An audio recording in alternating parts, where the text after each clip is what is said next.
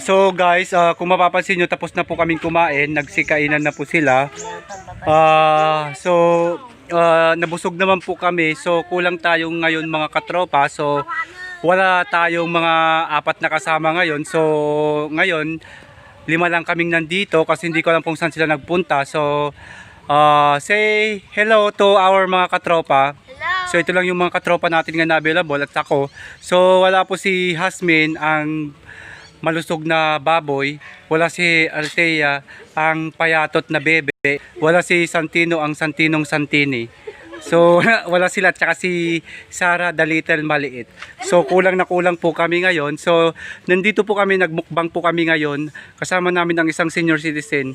Nakatalikod siya kasi may ayaw niyang ipakita yung mukha niya kasi baka makita siya ni Mahal at tsaka ni Mura. So nahiya siya. So sobrang anghang ng sausawan namin. So guys, pwede bang ipakita yung sausawan natin?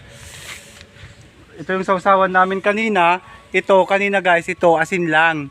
Asin at saka sili lang. Nung pinangsuha yan, nagkaroon siya ng sabaw. Bakit? Kasi halos lahat ng sabaw ng suha napunta dito.